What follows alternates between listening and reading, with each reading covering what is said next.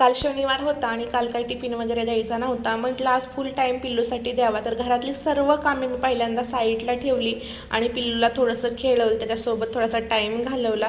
त्याला मी खूप हौशीने सायकल घेतली होती, पण त्याला अजून पायंडेलच मारता येत नाही. त्याला खूप शिकवायचा प्रयत्न केला असा पायंडेल मारायचा, पण तो काय पायंडेल अजून मारतच नाही. मला सायकल पुढं मागं ढकलावी लागते आणि त्याला खेळवावं लागतं. आता तुम्ही म्हणता चेअरवरती असे कपडे का पसरून ठेवले ते, तर फॅन मी 5 वरती केला होता रात्री आणि कपडे रात्री फॅन खालीच वाळत होती, पण अजून काही कपडे वाळलेली नव्हती, म्हणून अजून पण मी म्हटलं थोडा अर्धा एक तास ठेवावी म्हणजे कपडे वाळून जातील. इकडे आज मी दुपारच्या जेवणामध्ये चपात्या बनवलेल्या होत्या. मला जास्त करून तर बाजरीची भाकरीच आवडते. एक भाकरी बनवली तरी होतं माझं, कारण आज फक्त एकटीचंच जेवण बनवायचं होतं.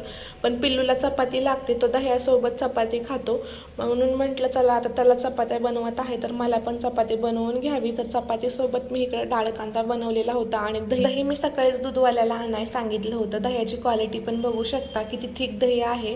आणि पिल्लूला मी एका वाटीमध्ये दही काढून दिला आणि त्यात साखर टाकून दिली. साखर, दही आणि चपाती मस्त अशी खातो तो. मला आईस्क्रीम मागत असतो.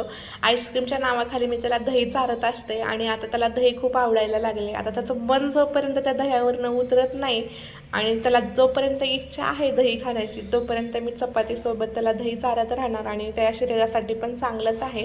रात्रीचं फक्त मी त्याला दही देत नाही आणि सकाळी सकाळी एक दही देत नाही मी त्याला. दुपारच्या जेवणामध्येच दही देत असते, कारण आता सध्या पावसाळ्याचं वातावरण चालू आहे आणि सर्दी कफ वगैरे होण्याची शक्यता असते, म्हणून फक्त दुपारचंच आणि थोडंच दही मी त्याला देत असते. त्याचं आता जेवण वगैरे झाल्यावरती मी घरातली साफसफाई करून घेतली. भांडी, किचन ओटा वगैरे सगळं साफ केलं. ते झाल्यानंतरच मी जेवण करायला घेत असते.